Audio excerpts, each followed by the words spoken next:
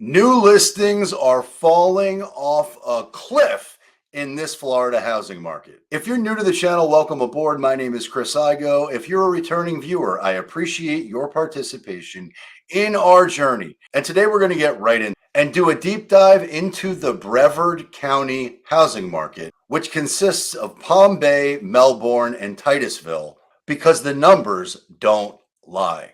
And breaking news, lack of home listings is taking a toll on mortgage demand. But it's critical to understand what's happening at a macro level because it absolutely impacts what happens hyperlocally.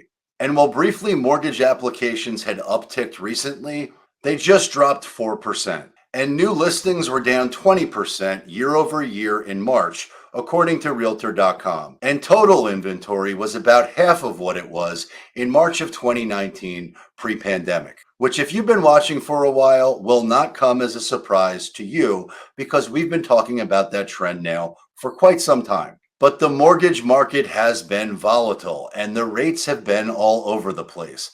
And the average contract interest rate for a 30-year fixed mortgage with conforming loan balances decreased to 6.4 from 6.45%. But the Fed has made it clear that they intend to raise rates, so I suspect in the near term that mortgage interest rates are likely to follow suit.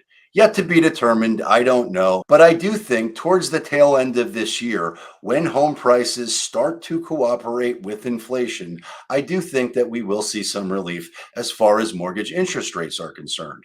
But the trend is not our friend. But let's get right into it because we have the most recent data in Palm Bay, Melbourne, Titusville Metro for single family homes. And as of February of 2023, closed sales are down 11.5%. But both median sales price and average sales price have upticked by single-digit appreciation. Median sales price was up 6.8% to $350,000, and the average sales price upticked by 3.7% to a touch over $419,000. And while dollar volume was down, which is a function of closed sales being down, the median percent of original list price received dipped a touch over 3% to 96.7. But the median time to contract skyrocketed 375% to 38 days.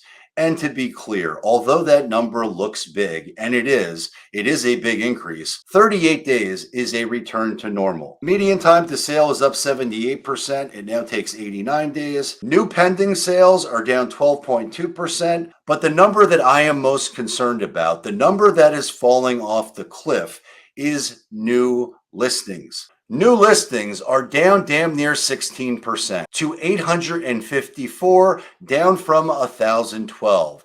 That is a big number. That is a big shift, and that number is falling off a cliff.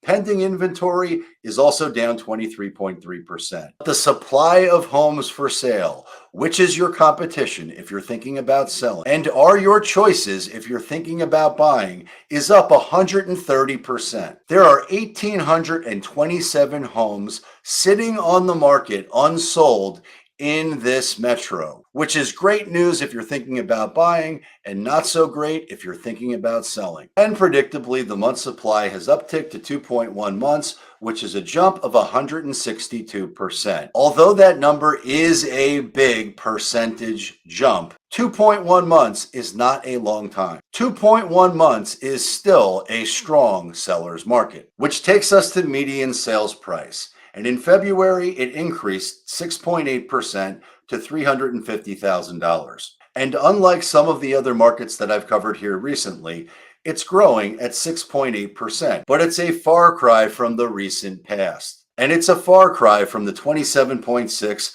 the 24.2, and the 19.3% growth over the course of the last year. And the average sales price confirms the same trend. It's up almost 4% to $419,000.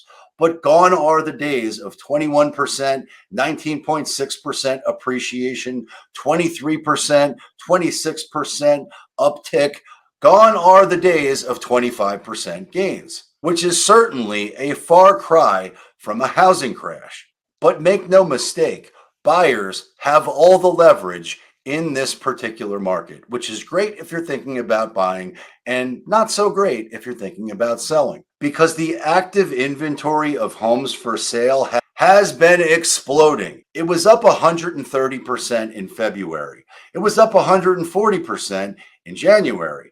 117, 112, all the way down the list back to the frenzy when there was a massive shortage of supply and there was a decrease of 12.4 and 19.3%.